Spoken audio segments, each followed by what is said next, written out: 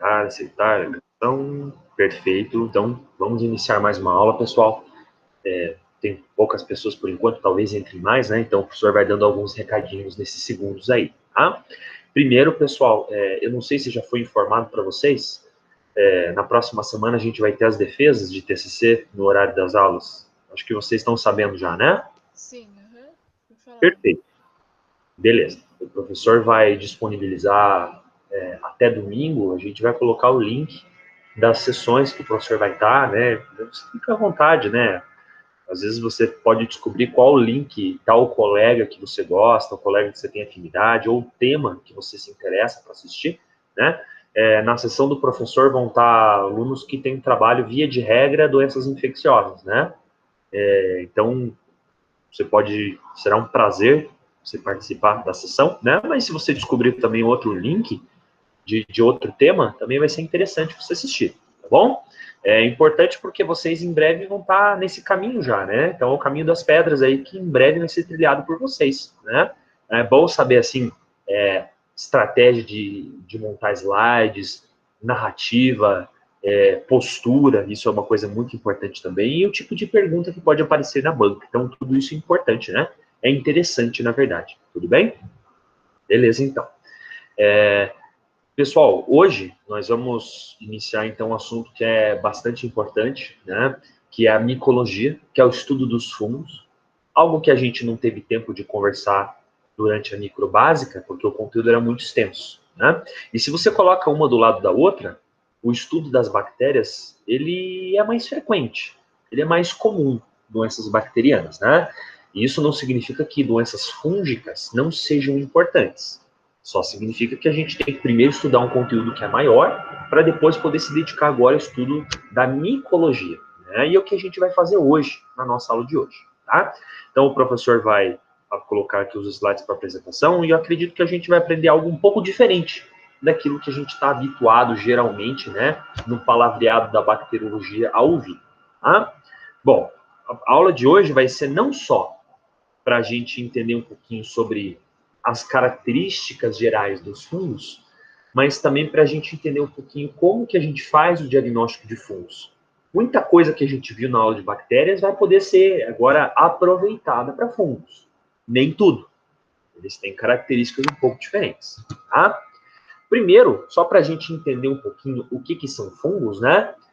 A gente coloca fungo do lado de bactéria por conveniência, né?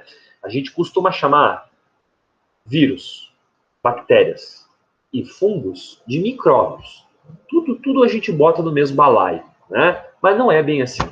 Os fungos, eles têm características bem diferentes, né? Um tempo de crescimento bem diferente, uma aparência bem diferente e também doenças que eles podem causar, tá? Mas aqui nesse slide a gente procura mostrar um pouquinho que o fungo não é só um vilão, né? A gente não tem aqui esses bichos só para estudar numa aula de farmácia e ficar vendo como que a gente pode matar esses bichos. Não. Os fungos trazem muitas coisas benéficas para a gente. Então, eles são um dos maiores participantes que a gente tem no ecossistema para decomposição. Então, tudo que é vivo, está na natureza, ele precisa utilizar matéria orgânica para sobreviver. Precisa se alimentar, crescer, se reproduzir. E os fungos, eles são os grandes recicladores de nutrientes. Eles devolvem para a natureza muitos compostos que normalmente a gente teria ali parando na cadeia, né? Aqui a gente tem, por exemplo, algumas espécies, né? Esses aqui são os fungos que a gente chama de os cogumelos, né? Ou os fungos macroscópicos, aqueles que você pode ver olho nu. Então, os fungos, eles, por reciclar os nutrientes, muitas vezes também são bastante nutritivos.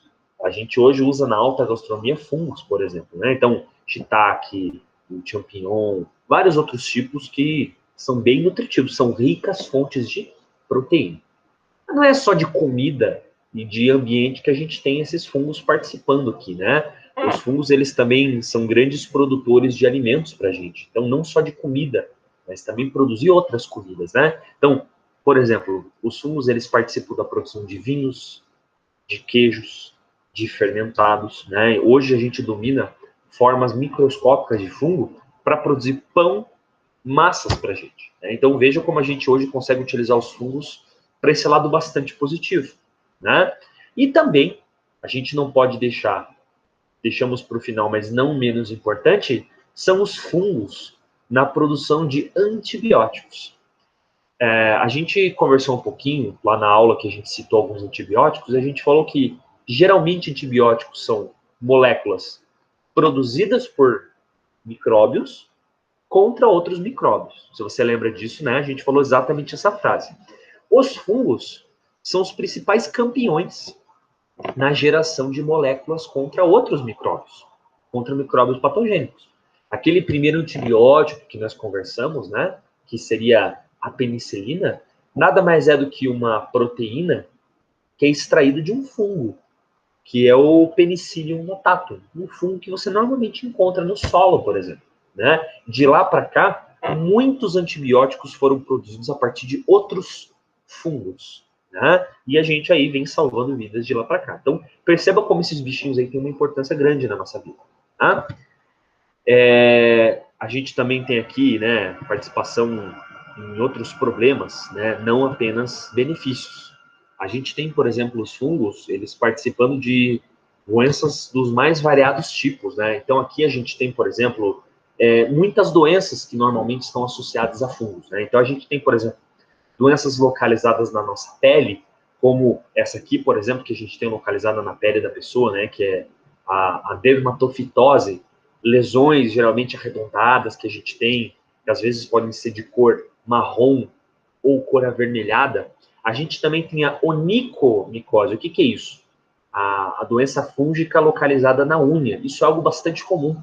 Né? O professor, por exemplo, já sofreu de onicomicose, né? Tem micose na unha. E eu garanto que muitos de vocês também. Isso é algo que é bastante comum nos humanos, né? E tem um grande problema. Diferente das dermatites bacterianas, as lesões que a gente tem por bactéria, as lesões fúngicas são lesões de difícil e de longo tratamento.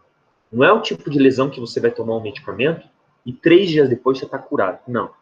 São lesões que levam muito tempo. Muito tempo. Né? Por que leva muito tempo, professor? A gente vai ver daqui a pouco. Tá? Porém, nós temos lesões, doenças fúngicas, que são doenças um pouco mais comprometedoras, um pouco mais mórbidas, né? Como, por exemplo, essas aqui de baixo, doenças micoses profundas que podem causar deformação, inclusive, de membros, deformação de pele, né? Doenças que podem, inclusive, desencadear sintomas muito mais graves e levar à morte, né? São aquelas micoses que a gente chama de micoses profundas, micoses pulmonares, por exemplo, né, que a gente vai conversar um pouco depois. Tá?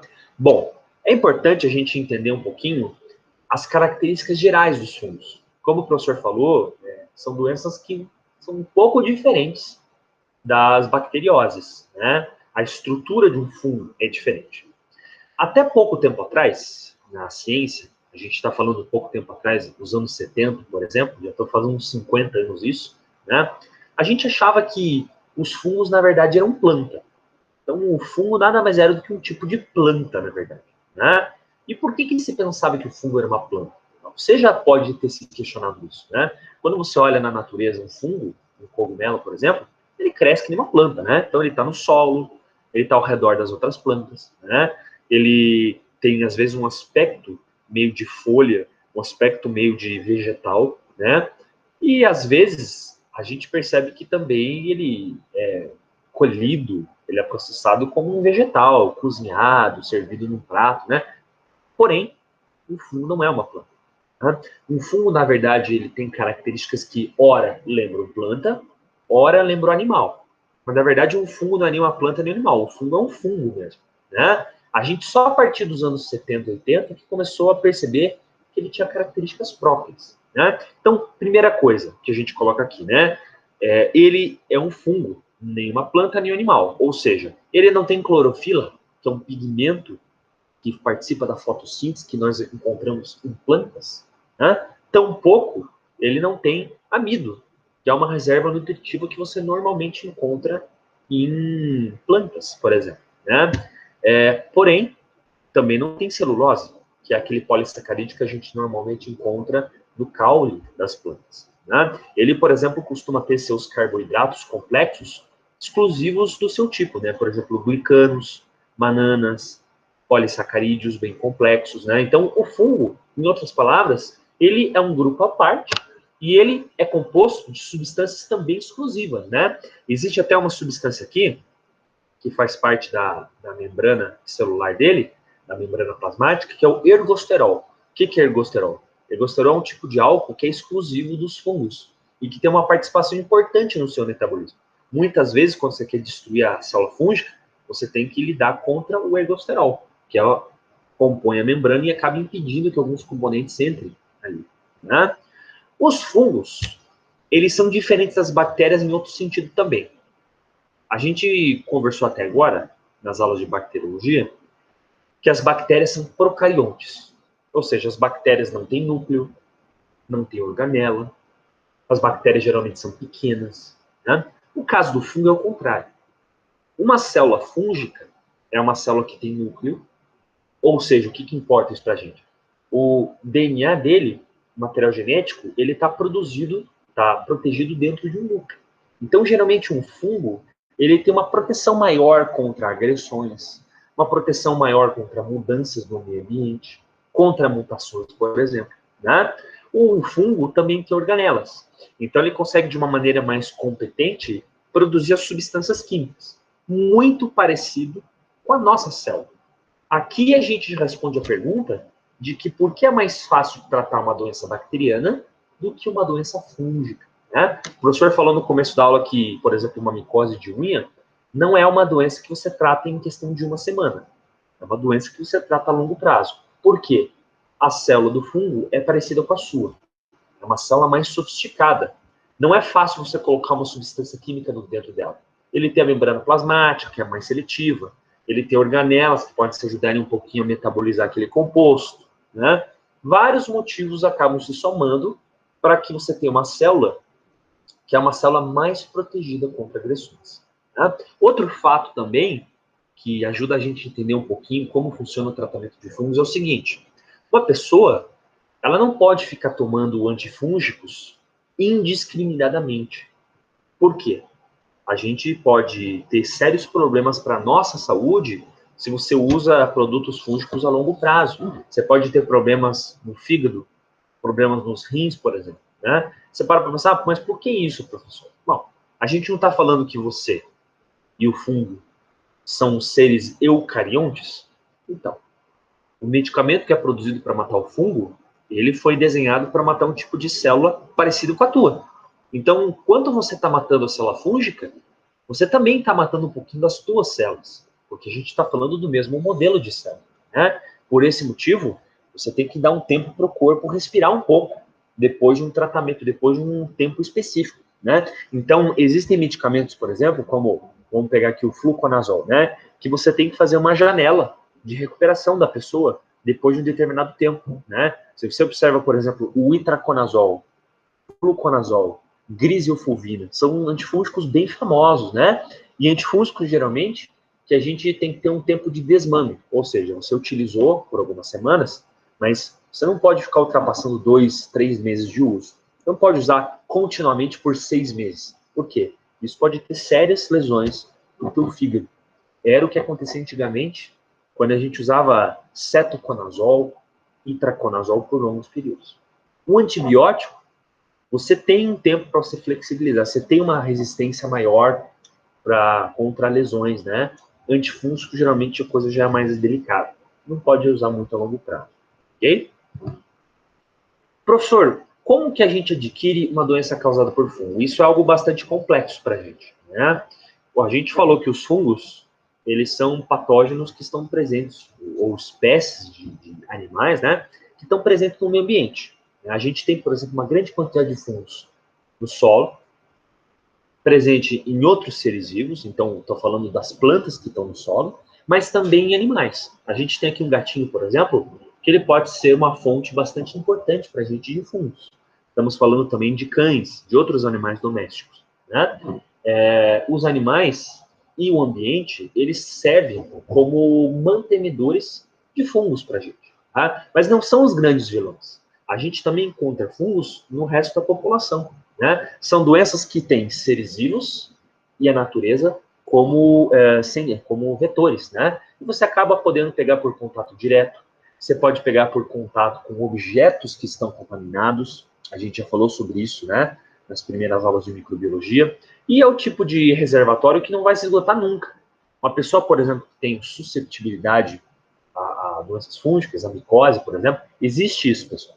Existem pessoas que têm uma sensibilidade maior à micose de unha, por exemplo, do que outras, né? Essas pessoas, elas estão constantemente um risco de desenvolver novamente uma infecção fúngica, né? Para isso, a pessoa tem que tomar muito cuidado com alguns fatores que são bem fáceis para o crescimento de fungos, que a gente vai falar daqui a pouquinho, né?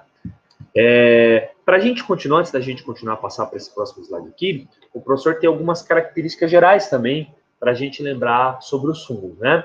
Os fungos, eles conseguem crescer num número maior de ambientes e de locais do que as bactérias. As bactérias, apesar de crescerem muito rápido, muito facilmente, apesar de não precisarem de alimentos, elas não conseguem crescer em todo tipo de meio ambiente.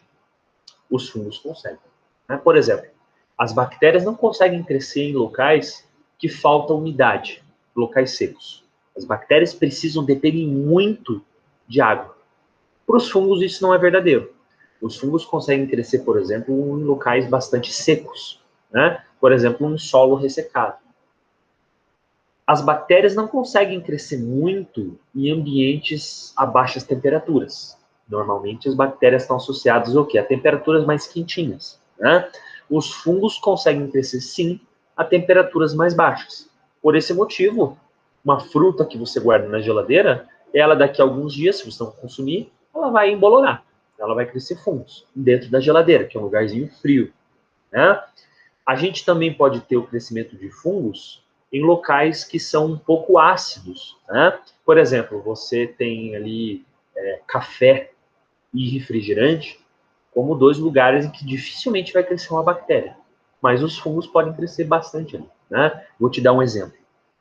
Você compra, por exemplo, um refrigerante e o refrigerante fica ali na tua mesa ali depois de aberto, né? Você ficou um tempo ali sem tomar o refrigerante, né? Já até saiu o gás do refrigerante, né? Deixou por uma semana paradinho ali.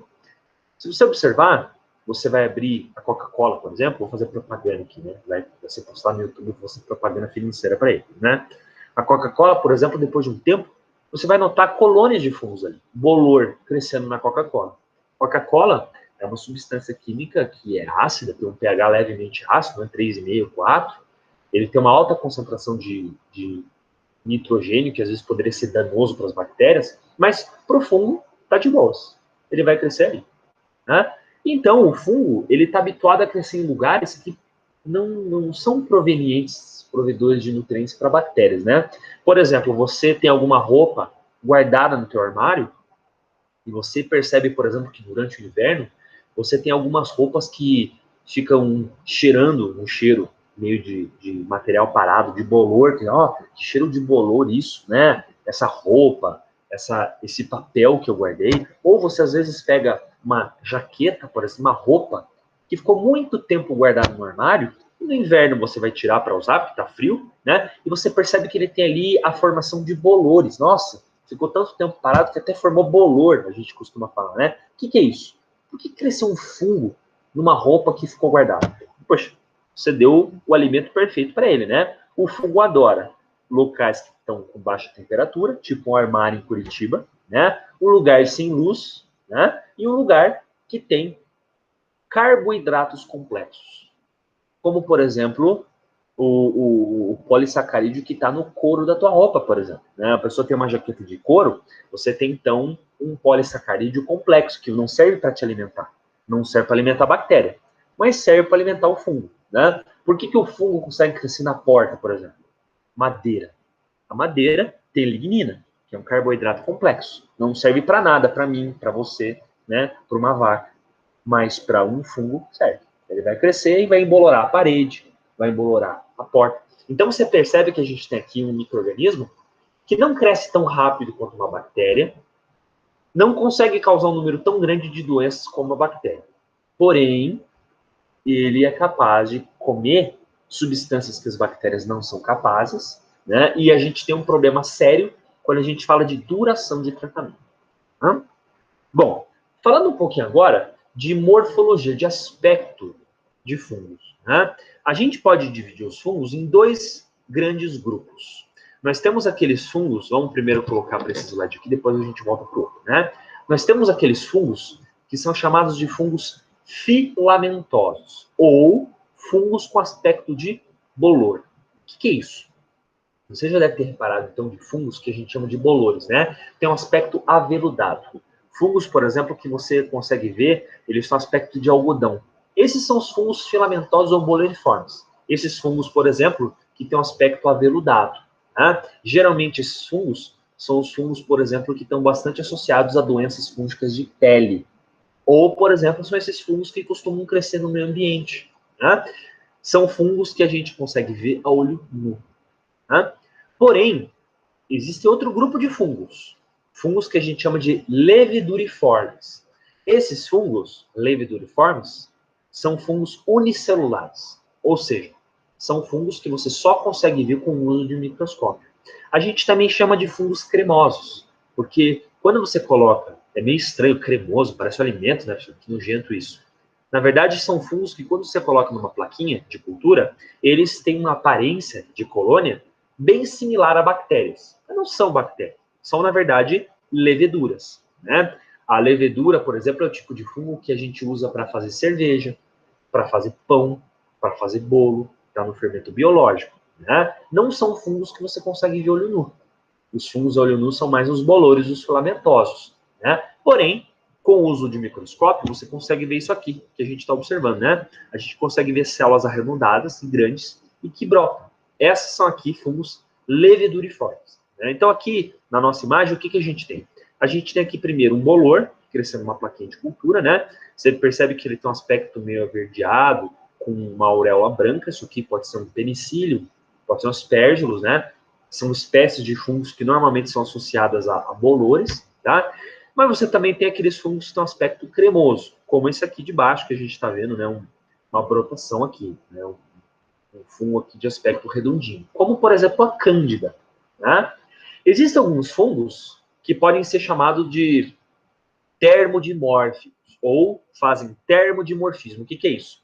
Quando está numa temperatura baixa, eles têm um aspecto filamentoso, mas quando eles invadem o ser humano, eles têm uma temperatura um pouquinho maior, aí você já está falando de fungos que viram fungos leveduriformes, né? Ou seja, podem se transformar em fungos de aspecto unicelular. Né? A cândida, por exemplo, que é uma doença bastante comum, a gente já citou algumas vezes aqui em aula, é um fungo termodimórfico. Ora, no ambiente pode ter um aspecto, ora pode ter outro. Mas fala assim, tá, professor, mas o que importa isso? O que importa é que você pode confundir ele na hora do diagnóstico. Ele acaba sendo um diagnóstico um pouco mais difícil. Né? Bom, os fungos, eles também podem ser fungos que têm pigmentos. Né? A gente pode ver aqui, esse de baixo, você pode ver que ele tem um pigmento negro, por exemplo. Né? Fungos que têm um pigmento meio esverdeado. Esses fungos, eles são fungos que têm, por exemplo, melanina. Eles podem ser chamados de fungos demáceos ou fel-ifomicose. Né? São fungos que você consegue ver que são negros, têm uma coloração muito forte. Acaba facilitando um pouco o diagnóstico. Né? Outros fungos já são fungos mais amarelados, são fungos mais esbranquiçados, eles não acabam tendo um pigmento. Né? Você fala assim, tá, e daí? Qual que é a importância do fungo ter um pigmento ou não ter um pigmento? Geralmente fungos que têm um pigmento, são fungos ali mais pretos, mais marrons, eles são fungos que acabam tendo melanina. A melanina, ela acaba dificultando o sistema imune destruir esses fungos. Né? Então, o fato de ter melanina acaba tornando o reconhecimento, a fagocitose, a destruição desses fungos um pouco mais difícil. Né? Então, a gente não está falando só de uma mera questão de classificação. Não, a gente está falando realmente de um fungo que vai ter um pouco mais de dificuldade em ser destruído. Né? Antes da gente falar aqui da parte de coleta, só a gente lembrar um pouquinho, né? Um fungo, vamos voltar aqui nesse slide anterior, ele tem uma capacidade de disseminação muito grande. A gente fala, por exemplo, que os fungos, normalmente, eles conseguem se disseminar muito bem no ambiente. Por quê? Um fungo, ele nada mais é do que um ser vivo que ele acaba sendo dividido em várias células. né? Essas células, elas podem ser chamadas de esporos ou de hifas, né? Quando você tem, por exemplo, um fungo crescendo na placa, tipo, por exemplo, esse slide aqui, você vai observar que ele é um bolor, né? Cada bolor desse aqui, ele nada mais é do que uma divisão que a gente chama de hifa. Como se você lembrasse, por exemplo, de uma árvore. Uma árvore, ela é feita de galhos, verdade? Então, você tem, por exemplo, vários galhos que compõem a árvore. E muitas vezes o galho, ele cai da árvore, o vento vai levar alguns pedaços de galho, e muitas vezes a folha, o galho que caiu de uma árvore, ele vai servir para quê? Para formar uma nova árvore. O fungo é isso. Muitas vezes você tem, por exemplo, um bolor que, com a disseminação, o vento, com um objeto que é contaminado com esse bolor, você vai ter ali hifas, pedacinhos desse fungo que vão levar, né, o fungo para frente. E a partir dessa hifa, desse pedacinho de bolor, você já consegue ter a formação de novos bolores, né? Por exemplo, uma pessoa que tem uma lesão de unha contaminada com fungo, se essa unha entra em contato, por exemplo, com uma unha saudável, de outra pessoa, por exemplo, você pode ter o desenvolvimento de um fungo ali naquele local, né? Todo mundo aqui já deve ter visto que quando uma pessoa vai começar a praticar natação, por exemplo, né? Vai praticar natação em uma escola de natação, algum clube, ou até mesmo na piscina do condomínio, por exemplo, né? A pessoa não pode ali do nada chegar e começar a usar. Muitas vezes ele pede o quê? Ele pede o exame médico para ver se a pessoa tem micose. Por que isso? Se você, por exemplo, tem contato no vestiário com outras pessoas, a água, por exemplo, da escola de natação, da piscina, ela pode ajudar você a disseminar, por exemplo, o fungo que está numa unha para várias outras pessoas, né? Por contato, por ali uso compartilhado, seja de utensílios, de banco, de objetos ali, pode passar para as pessoas, né? Daí que vem a coisa que você, por exemplo, poder disseminar doenças, né? Você não pode, por exemplo, chegar numa loja de roupa e comprar uma meia e devolver a meia. Não gostei dessa meia. Levei para casa, fiquei uma semana com ela, devolvi. Por quê? Você pode passar doenças, né? Não doenças apenas fúngicas, mas principalmente fúngicas, tá? Então, para a gente resumir o que o professor falou, os fungos, eles são compostos por subunidades, subestruturas, que são chamados de hifas. Uma hifa já é suficiente para você ter a formação de um novo corpo fúngico, né? A hifa, muitas vezes, ela é até utilizada no diagnóstico, no laboratório, para a gente conseguir identificar que espécie nós estamos conversando, né? A hifa, então, acaba sendo a subunidade de um fungo, né? E um conjunto de hifas, ele é chamado de micélio. O micélio, ele é um conjunto de hifas e é o que a gente observa quando você está observando uma plaquinha. Por exemplo, aqui, nesse agar que a gente está vendo, você tem aqui o crescimento de um fungo. Esse fungo aqui, no coletivo, ele é um micélio, né? Se você pega, por exemplo, o microscópio, você vai observar que esse micélio, ou seja, o corpo desse fungo, ele é formado do quê? Ele é formado de várias subunidades, de várias hifas. E aí, pessoal? Perfeito. Vamos falar, então, um pouquinho de exames de laboratório relacionados a fungos, né? Você pode observar, pessoal, algumas diferenças que a gente tem aqui, né? Você tem, por exemplo, uma criancinha que tem essas lesões avermelhadas na cabeça, né? Você tem, por exemplo, uma unha que é afetada. Quando você tem uma lesão causada por fungo, você tem algumas características que podem ajudar você a diferenciar de lesões causadas por bactérias, né? Ah, professor, você olha para uma lesão de pele, por exemplo, como que você pode discernir se isso aqui é causado por um fungo, se é causado por uma bactéria? Geralmente, pessoal, geralmente, na vida, na biologia, as coisas não são tão simples assim, né? Mas uma lesão de fungo, geralmente, ela é arredondada. Você pode observar que essa testa dessa criancinha, essa cabeça aqui, ó, a gente está vendo lesões que são, via de regra, arredondadas. Você concorda comigo? Geralmente, lesões de pele causadas por bactérias não são arredondadas. Geralmente, elas são lesões mais irregulares, né? Então, não tem bordas definidas redondinhas como essa aqui, ok? Geralmente, lesões de pele causadas por fungos, eles têm a borda, os contornos avermelhados ou marrons. Quando você tem, por exemplo, uma lesão de fungo, você geralmente vai ter essa borda marrom ou vermelha, que é bem característica aqui na testa da criancinha.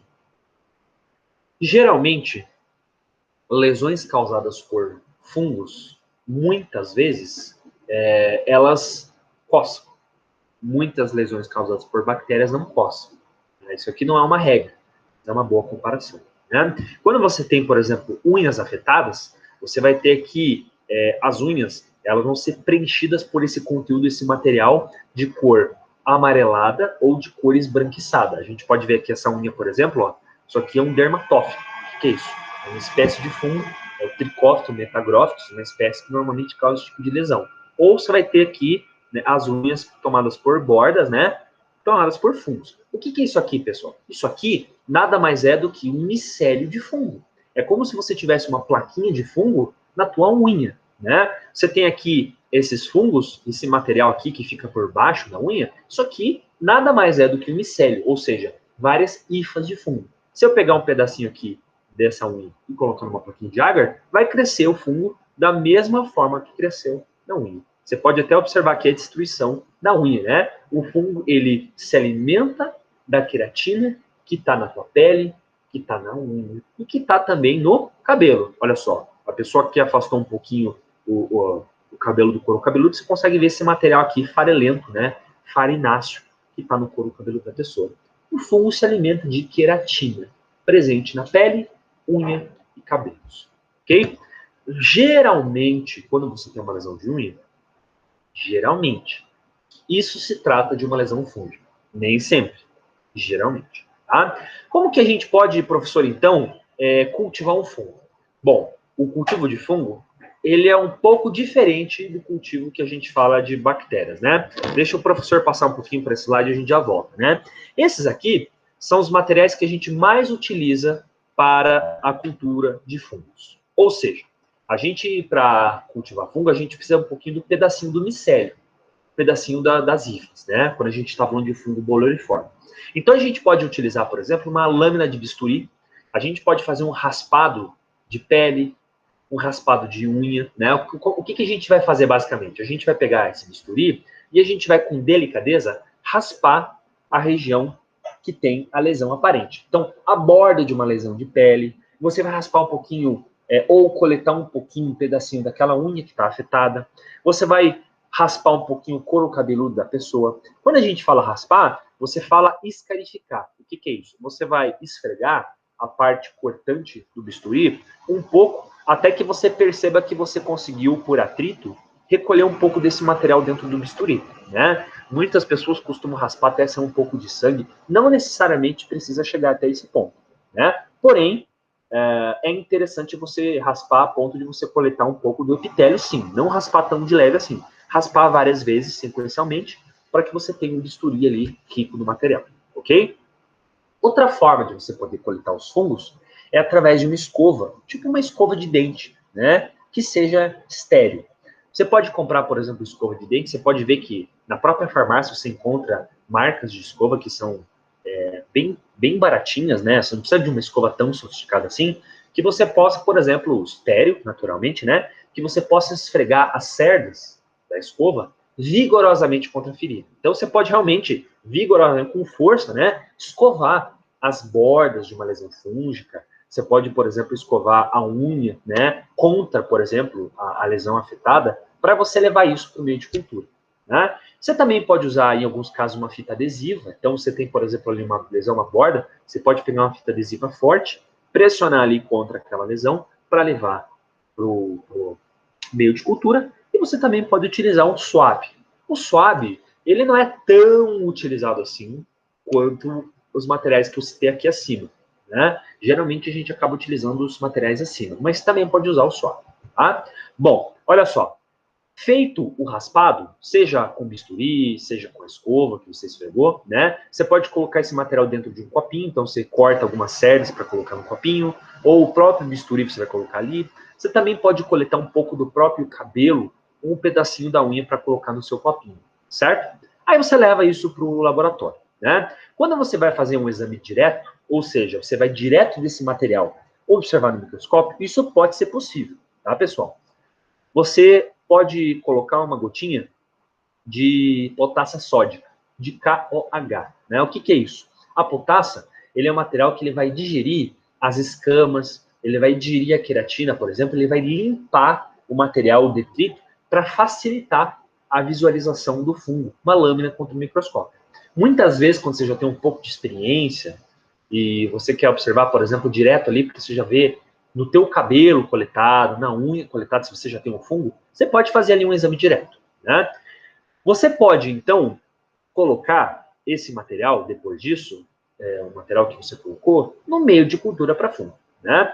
Bom, aqui já entra um porém, né, pessoal? O meio de cultura que a gente usa para fungo não é o meio de cultura que você usa para bactéria, certo? O meio de cultura que a gente usa para fungo é o meio que vai ter os nutrientes para permitir um longo crescimento, porque como o professor falou agora, os fungos, eles requerem um tempo maior, eles são mais complexos, né? E é um meio de cultura que é seletivo, porque ele contém antibiótico, para que ali não cresça a bactéria. Você quer identificar se o agente causador da doença, na verdade, é um fungo, certo? Então, a gente vai colocar em agras que permitem, primeiro, nutrientes exclusivos para fungos e depois antibiótico, para prevenir algum tipo de contaminação. Nesse sentido, nós temos aqui os dois principais meios de cultura, que são o agar saborô e o agar micosal. Esses dois agars aqui são agars que permitem tanto o crescimento de fungos boloriformes, quanto de fungos leveduriformes, o fungo cremoso ou o fungo aveludado. Né? É interessante que a gente use esses agars aqui, e para bom número de doenças, os agars eles já servem. Existem outros agars fúngicos, né? Existe o agar níger, existem outros. Mas esses aqui são os mais baratos e os que servem geralmente assim para tudo, quando a gente está falando de fungo. Né? Essas plaquinhas de agar de fungo, a gente vai utilizar elas a 25 graus, ou a 28, 25, 28. Né? Você percebe que, comparado ao que o professor estava falando para você até agora, é uma temperatura mais baixa, certo? Aqui, a gente já tem uma outra forma de diferenciar do que você tem a bactéria ou o fungo. Os fungos, normalmente, ficam a 37 graus, se você lembrar das aulas que o professor falou até agora. Né? Fungo, a gente deixa numa temperatura mais baixa. Por quê? Por ser uma célula eucariôntica, ele consegue crescer em temperaturas mais geladas, mais frias. Aqui já tem um outro diferencial para a gente. Tá? O tempo que você vai deixar esse fungo crescendo, pessoal, ele é maior do que uma plaquinha de bactéria. Plaquinha de bactéria, 24, 48 horas, você já tem ali o desenvolvimento da bactéria. Para fungo, não é assim que funciona.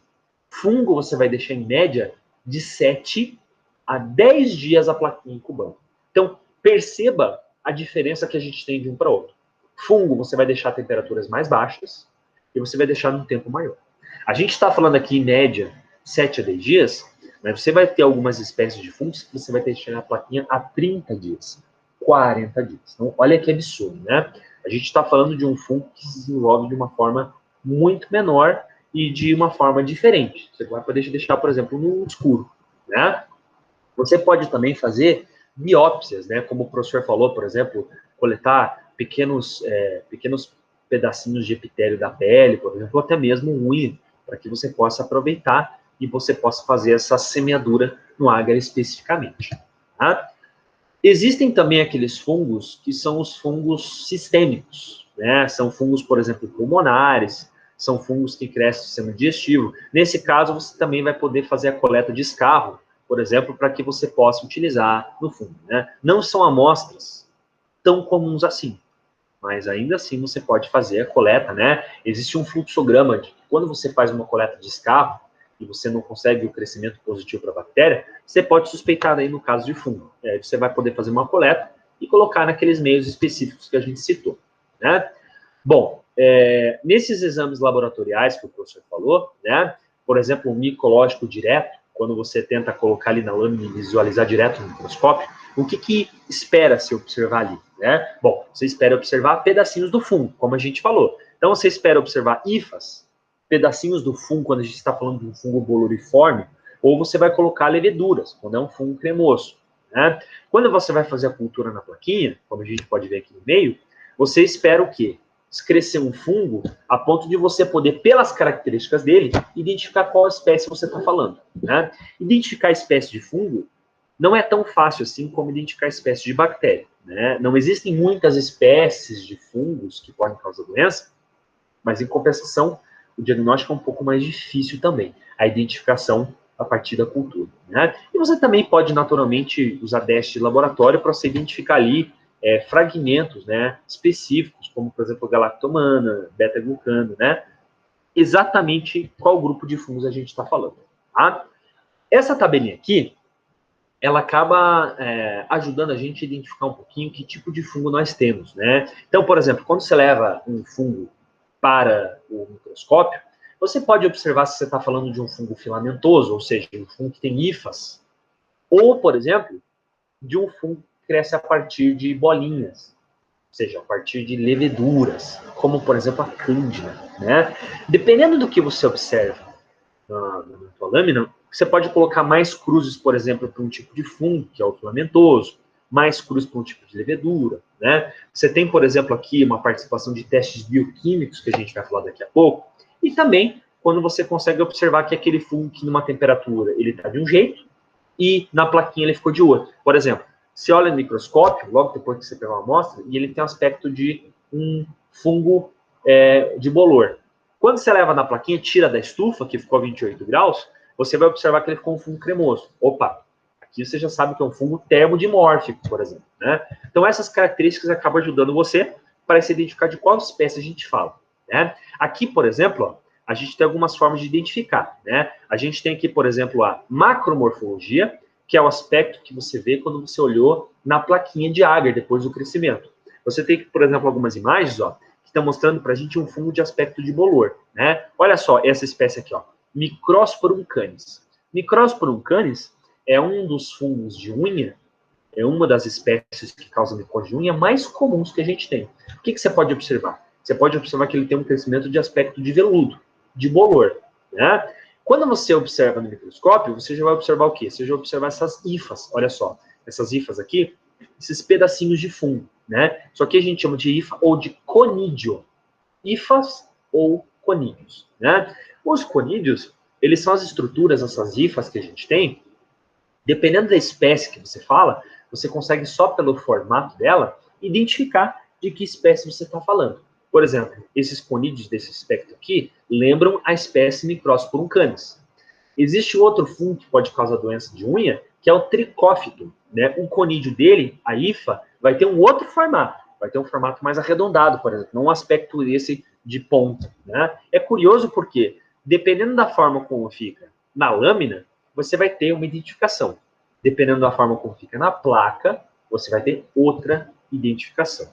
Tá? Uma forma, uma técnica que a gente usa para cultivar fungos e observar no microscópio, identificar no microscópio, é a técnica de microcultivo. O que é o microcultivo? É quando você coloca ali um fungo, com a ajuda de um durex, por exemplo, e você vai colocar ele num pedacinho de agar. Você não vai colocar na água inteira. Você vai colocar num pedacinho de agar. E você vai colocar uma lâmina grudada nesse pedacinho. Então, você vai deixar por 10 dias a lâmina que você vai usar no microscópio grudada nesse pedacinho de agar. Daqui a 10 dias, o fungo que tinha nesse pedacinho de agar vai passar para a lâmina. Então, você vai poder descolar a lâmina e você vai poder observar diretamente isso no fungo, né? Quando a gente passar para as nossas aulas práticas no ano que vem, e a gente vai ter algum dia específico para a nossa aula prática, né? A gente vai fazer essa técnica de microcultivo, para vocês observarem como que a gente faz o isolamento de fungo, né? Então, é basicamente isso aqui, ó. A gente cortou, vocês podem observar na foto aqui, ó, que a gente tem nessa placa de Petri alguns pedacinhos, alguns cubos de meio de cultura, né? E o que a gente vai fazer? A gente vai pegar aqui o fungo, a gente deixou nesse tubo de ensaio, né? Um pedaço de cabelo, por exemplo, ou um pedaço de unha contaminada, e a gente vai fazer alguns cortezinhos em cima dessa lâmina, né? E daí a gente vai fazer o quê? Você pode observar, olha só, que a gente colocou uma lâmina de microscópio em cima desse cubo de meio de cultura que a gente tinha cortado, né? Isso aqui é 10 dias depois. Por quê? Você pode observar que, primeiro, a gente tem uma lâmina aqui que ficou em cima desse cubo de meio de cultura, né? E você pode observar que tem um contorno ao redor desse cubo, ó, que é meio esverdeado. Você tá vendo? Isso aqui é o quê? Isso aqui é o bolor que cresceu ali no contato com o cubo do meio em cima da lâmina, né? O que a gente vai fazer? A pessoa que está fazendo esse teste aqui, ó, ela pegou, ela tirou, descolou essa lâmina de vidro, desse cubo.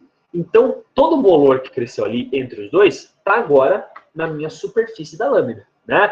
A gente está colocando aqui um corante que a gente utiliza para visualizar fungos. O que é isso? É o azul de algodão.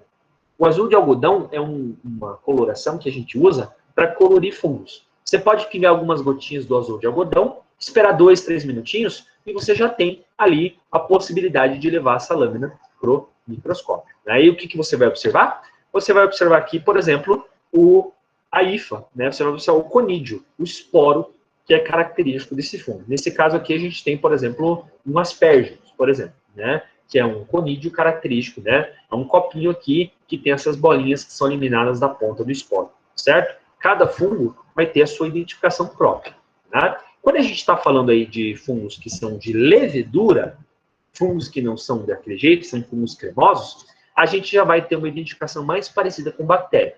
Você vai pegar uma plaquinha, você vai levar ela para o laboratório, isso aqui vai ficar incubando por um determinado tempo, e depois vão aparecer colônias na plaquinha. Como assim? Ó? Colônias cremosas. Né? Existem ágares, por exemplo, seletivos, que dependendo da espécie de fungo que a gente está falando, a gente vai ter, por exemplo, aqui a cândida, né? Um fungo verde claro a médio, Cândida cruzi, um rosinha, Cândida tropicalis, um azul. Então, você vai ter fungos, você vai ter ágares que permitem um crescimento seletivo, permitem só olho nu visualizar que tipo de espécie a gente está falando. Essa plaquinha aqui, por exemplo, tem várias espécies de fungos juntas. Né? E quando você olha na plaquinha de agar, você consegue ver brotamento, você consegue ver presença de bolinhas. Né? Existem alguns fungos, por exemplo, como o caso da Cândida, que são aqueles fungos que têm um crescimento duplo. Como o professor falou, né? Eles, uma temperatura tem um aspecto de bolor, em outra temperatura tem um aspecto ali de hifa, né? Um aspecto realmente de bolinhas. Tá? Existem algumas espécies, como a gente pode ver aqui, então, como as cândidas, né? Que numa temperatura lembra um fungo filariforme, uma temperatura lembra um fungo cremoso, um fungo de aspecto leveduriforme, né? Como essas três espécies aqui. Olha só a Cândida glabrata, né? Aqui tem forma de bolinha, mas aqui numa temperatura maior fica parecendo um bolor mesmo, um bolor com os micélios, com as hifas, esses pedacinhos que parecem galhos de árvore. Né? Bom, além desse isolamento que a gente está falando, o isolamento por microscópio, a gente também tem métodos bioquímicos, né? Aqueles tubinhos ou, por exemplo, plaquinhas que você tem vários meios de cultura aqui, que você vai poder colocar para você quimicamente poder identificar as espécies de bactérias que a gente tem. Basicamente daquela forma que a gente está falando do crescimento de bactérias, né? Testes bioquímicos. E para a gente finalizar o nosso encontro de hoje, pessoal, a gente também tem uma metodologia, que é uma metodologia bem moderna, que é a espectrometria de massa, que é o MALDI-TOF, que a gente utiliza, por exemplo, para analisar produtos que são produzidos no metabolismo dos fungos, né? A gente já falou isso aqui naquela aula de isolamento de bactérias, que a gente tem espectrometria de massa, que em poucas horas você pode identificar ali o crescimento de uma bactéria. Para fungo também. Em poucas horas você pode detectar presença de produtos a partir de bactérias. Né? Aqui, nesse caso, em poucas horas, você teria também um produto a partir de fungos. Na prática, não é tão simples assim. Os cultivos de fungo, em placa, por exemplo, continuam sendo ainda o método mais usado. Né? Bom, na aula de hoje, a gente acabou fazendo um intensivão para mostrar um pouquinho as características dos nossos fungos, né, pessoal? Existem mais coisas que a gente tem para falar de fungos, né? Mas isso aqui acaba já sendo um critério importante para a gente, né? A gente iniciar ali o estudo dos fungos. Tá? Eu queria saber se alguém tem alguma dúvida, alguma pergunta relacionada ao crescimento dos fungos. Por favor, podem perguntar. Acho que ficou bem claro, professor. Claro. É bastante coisa, né? A gente tem que estudar, revisar. Com certeza. É isso. A gente fala uma Bíblia e daí pede para a pessoa já de cara já perguntar uma. É complexo, né? Tipo assim, a gente não consegue nem formar a pergunta agora, né? Mas claro, eu acho que tá bem explicadinho, dá pra gente. Você falou uma coisa ali que o fungo ele pode crescer no pulmão, eu entendi isso? Isso mesmo, Edson. Existem alguns fungos que são chamados de sistêmicos. Né? Tem algumas doenças causadas por fungos que podem crescer no pulmão. Por exemplo, vocês podem já ter ouvido falar de aves que podem transmitir nas fezes fungo. Já ouviram falar disso? O pombo, né? O pombo, né? O pombo que é tão perigoso. É isso mesmo. Tem um fungo nas fezes do pombo que, se uma pessoa está limpando, por exemplo, a casa, no telhado, por exemplo, onde os fungos podem defecar, né, ou os pombos podem defecar, e a pessoa está com o sistema imune fraco e ela respira aquilo, fezes, muito tempo parado de fungo, né, telhado, sei lá, do chão, você pode inalar aquilo e, se o teu sistema imune está fraco, você pode desenvolver fungo pulmonar. Você não precisa entrar em contato com as fezes, só respirar já é o suficiente para que esse fungo penetre. Justo, porque a gente falou que os fungos são transmitidos pelo vento também, certo? Bate um vento, por exemplo, um material parado, você já pode, né, tipo, os esporos, as hifas serem transportadas pelo vento. Isso aqui não deveria fazer mal para todo mundo, tá, Edson? Isso aqui só geralmente para as pessoas que estão com o sistema imune mais fraco. E esse fungo também ele pode estar, vamos colocar um exemplo. Eu trabalho numa madeireira, por exemplo, e esse pó da madeira ele pode ter fungo, eu posso aspirar e ter o mesmo problema. Pode. E não seria tão comum a partir desse material, se a pessoa trabalha numa serraria, por exemplo, né? Mas existe o risco, sim. Existe, sim. E não é, apesar de não ser comum, na internet você pode encontrar vários trabalhos que mostram isso.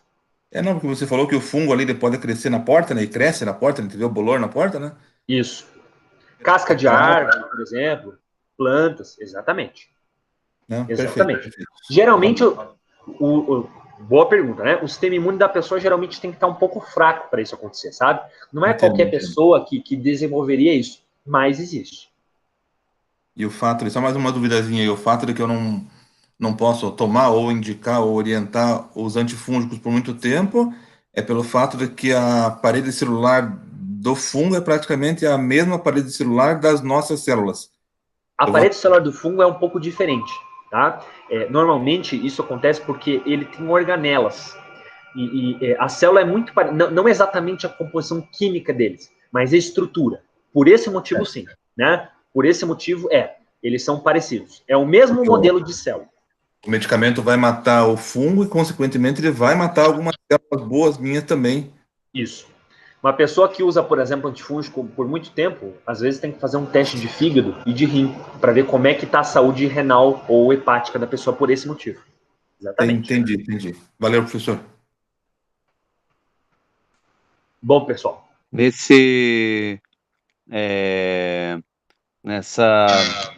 Caso fúngico sistêmico, poderia se enquadrar também a tuberculose? Que tem a tuberculose fúngica também. A tuberculose é o seguinte, quando a gente chama a tuberculose de micobactéria, a gente achava que tuberculose era um fungo, na verdade, né? A tuberculose hoje a gente sabe que é uma bactéria. A gente falou isso lá na aula 8, quando você for estudar, você vai lembrar disso, né? Porém, o que o Eduardo falou não é à toa, né? Muitas vezes, os dois estão associados. Então, tem tuberculose e um fungo juntos, o que piora tudo, na verdade, né? Exatamente. Beleza, pessoal. Então, assim, desejo uma boa semana para vocês, né? O professor vai divulgar o link com as sessões de TCC que a gente vai fazer na próxima semana, né? Então, procure participar para se entender um pouquinho como que funciona o jogo ali do TCC, tá bom? Hoje é a nossa última aula, né? Semana que vem TCC e na outra é prova, é isso? Infelizmente, sim. Infelizmente, sim, tá? O professor, para ajudar vocês, como vocês tinham perguntado, né? Eu posso passar para vocês um e-mail com uma lista de perguntas, com respostas, para ajudar vocês a estudar um pouquinho qual que vai ser o estilo da nossa prova, tá bom? Perfeito.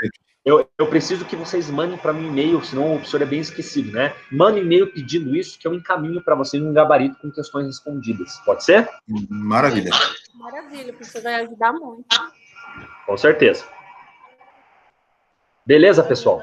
Um grande abraço para vocês. Obrigado, boa semana para todos. Tchau. Até. Até mais.